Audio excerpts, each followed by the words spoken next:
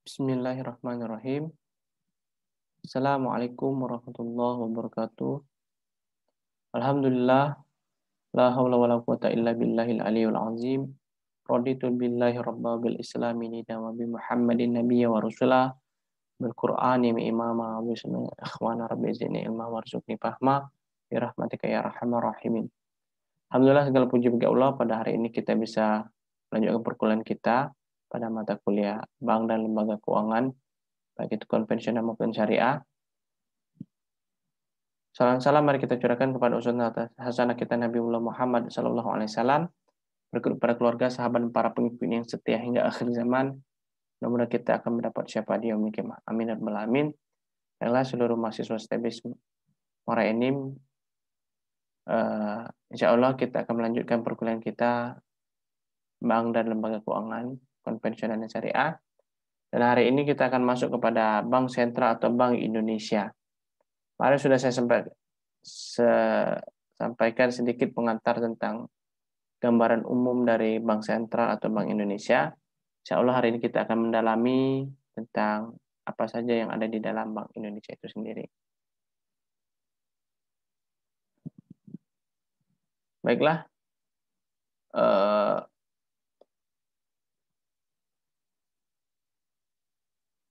kalau kita soroti, Bank Indonesia atau Bank Sentral ini tidak seperti bank-bank lainnya. Kalau saya coba sebutkan bank syariah, kemudian bank umum, seperti Bank Mandiri, Bank BRI, Bank BTN, dan lain-lain, itu tidak seperti itu. Tapi mereka ini, ataupun Bank Indonesia ini atau Bank Sentral ini sebagai the center, pusat, ya, sentral, pusat dari seluruh bank yang ada di seluruh Indonesia. Kemudian selanjutnya,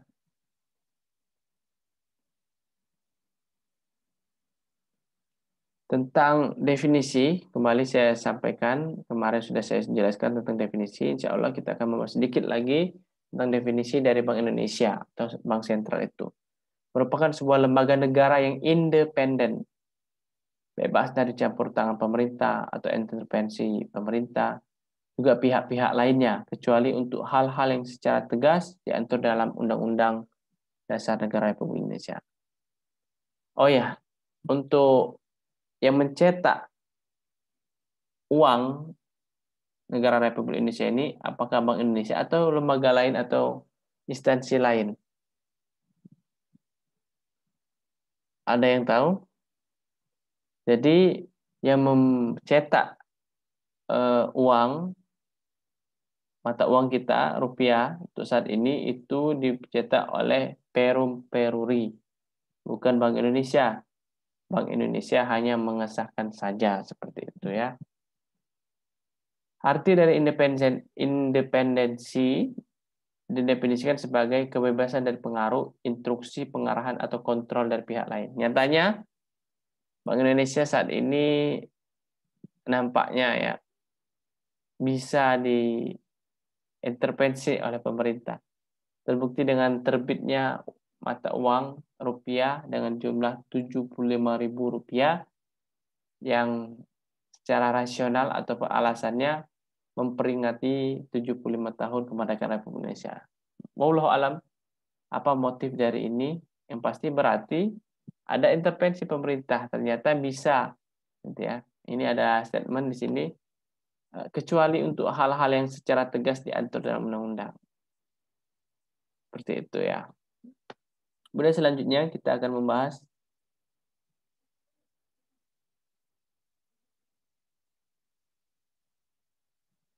tentang jenis-jenis independensi Bank Indonesia atau Bank Sentral. Yang pertama, institusional independen. Status Bank Sentral sebagai institusi yang terpisah khususnya dari eksekutif atau pemerintah dan juga terpisah dari kekuasaan legislatif atau DPR.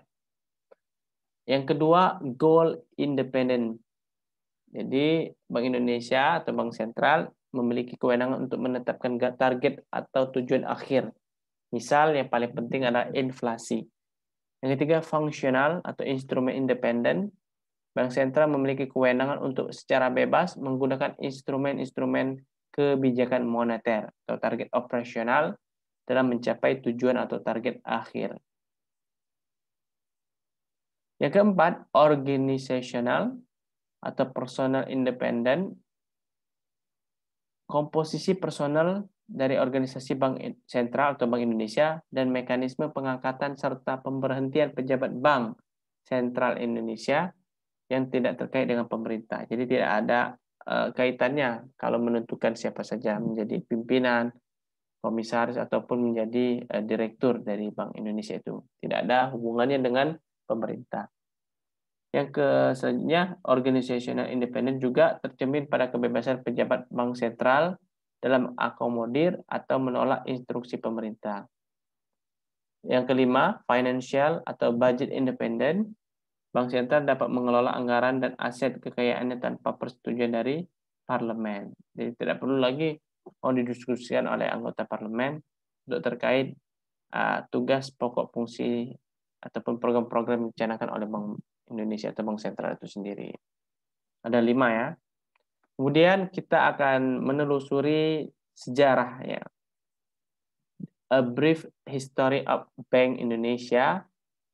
1828 merupakan pertama ya, yang menjadi bank pertama yang didirikan oleh pemerintahan Hindia Belanda dengan nama De Javas Bank sebagai bank sirkulasi yang bertugas mencetak dan mengedarkan uang. Nah ini dulunya memang betul The Javas Bank ini sebagai bank yang ataupun lembaga yang diberikan wewenang oleh pemerintah dalam tugas mencetak dan mengedarkan.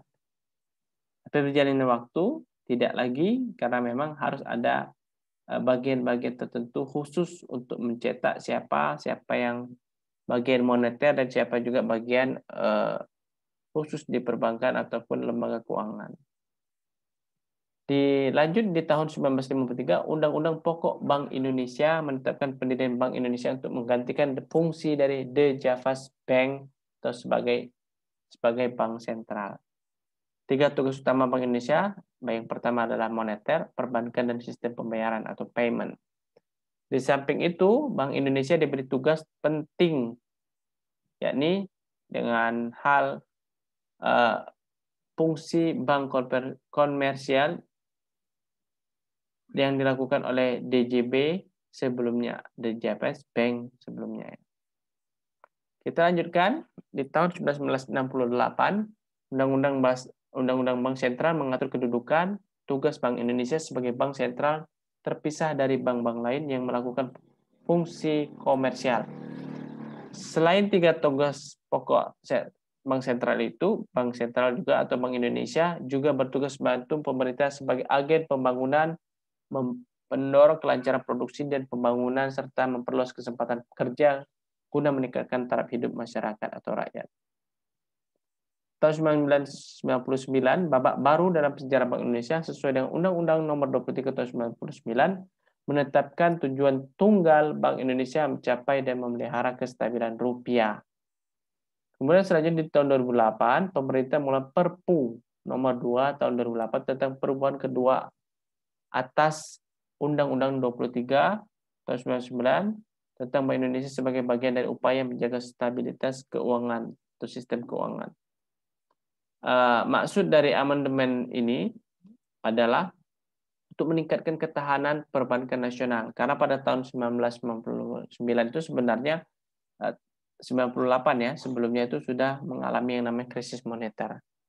Jadi amandemen ini dibuat karena memang krisis global melalui peningkatan akses perbankan terhadap fasilitas pembiayaan jangka pendek dari Bank Indonesia. Jadi juga ada pembiayaan dari negara untuk negara sendiri. Selain juga kita melakukan pinjaman luar negeri. Kemudian sekilas organisasi Bank Indonesia. Bank Indonesia dikelompokkan dalam 3 bidang utama, menggambarkan tugas-tugas pokoknya ya. Ini kembali lagi, yang pertama moneter, perbankan, dan sistem pembayaran. Untuk saat ini, for your information, peraturan terbaru tentang pendiriannya lembaga OJK, Otoritas Jasa Keuangan tahun 2011, bahwa untuk mengatur perbankan khususnya dan juga umumnya tentang lembaga keuangan syariah, lembaga keuangan maksud saya, itu di bawah naungan Otoritas Jasa Keuangan atau OJK. Jadi Bank Sentral atau Bank Indonesia tidak lagi mengawasi perbankan, tidak lagi mengawasi lembaga keuangan syariah atau lembaga keuangan konvensional yang lainnya. Dia hanya fokus kepada sistem moneter, kemudian juga sistem payment atau pembayaran juga.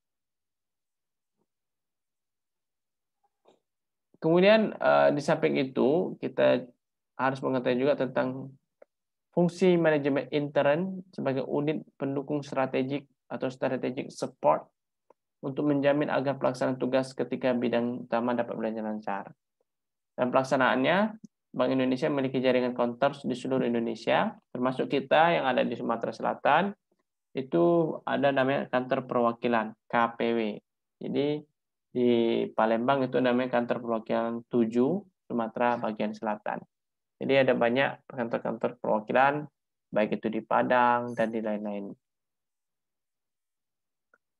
Kemudian kita menyimpulkan bahwa tujuan dari Bank Indonesia atau Bank Sentral itu sendiri, single objective atau tujuan tunggalnya adalah mencapai dan memelihara kestabilan nilai rupiah.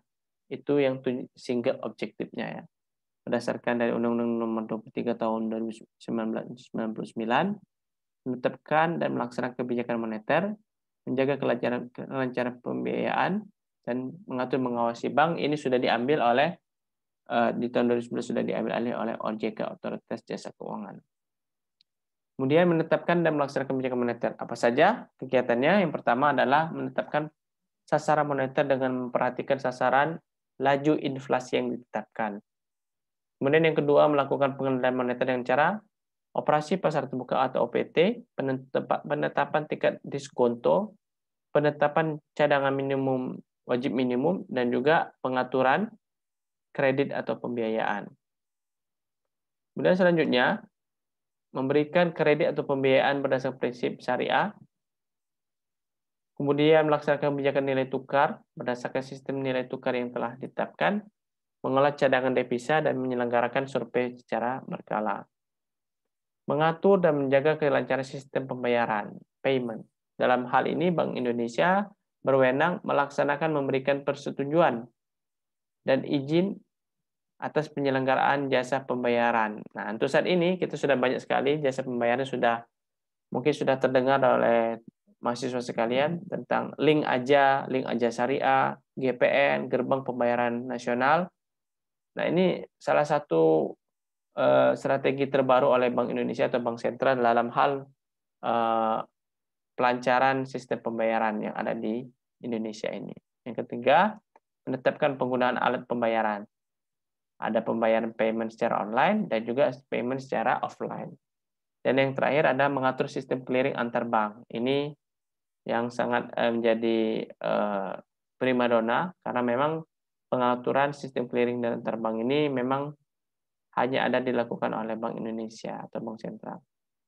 Kemudian selanjutnya, menyelenggarakan penyelesaian akhir transaksi pembayaran antar bank, menetapkan macam harga, ciri uang, bahan, tanggal berlaku, dan lain-lain atas uang yang akan dikeluarkan, dan juga ya untuk mencetaknya pasti dalam hal ini dikelola oleh Perum Peruri. Kemudian selanjutnya mengeluarkan, mengedarkan, mencabut, menarik, dan memusnahkan uang rupiah.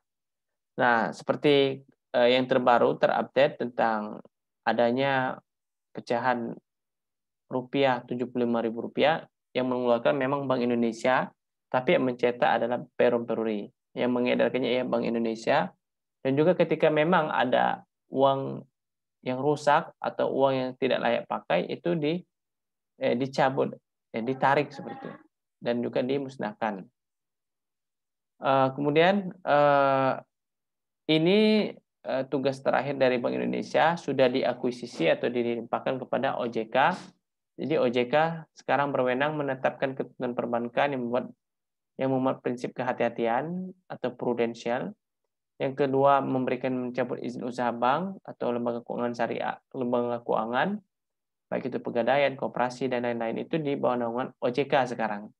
Memberikan izin pembukaan, penutupan, dan pemindahan kantor bank ataupun lembaga keuangan yang lainnya, memberikan persetujuan atas kepemilikan dan kepengurusan lembaga keuangan, dan memberikan izin kepada lembaga keuangan untuk menjalankan kegiatan usaha.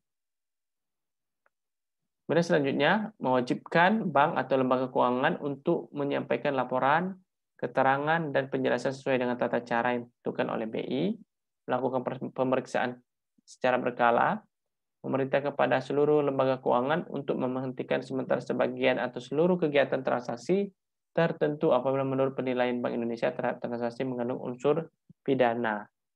Jadi ini seluruhnya diatur oleh OJK, tidak lagi BI ya.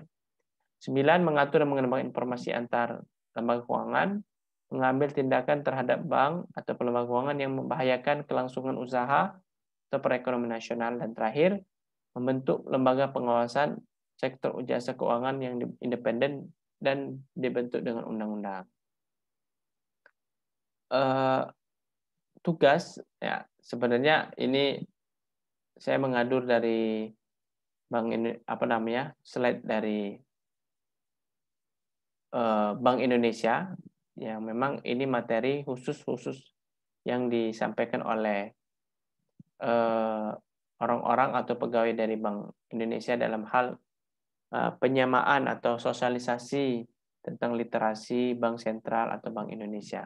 Mungkin itu yang dapat saya sampaikan tentang lebih kurang kita telah membahas tentang Bank Indonesia atau Bank Sentral sebelumnya, tapi hari ini kita sudah membahas lebih dalam, lebih detail tentang tugas pokok dan fungsi dari Bank Sentral atau Bank Indonesia itu sendiri. Wallahu a'lam bishawab. Wassalamualaikum warahmatullahi taala wabarakatuh.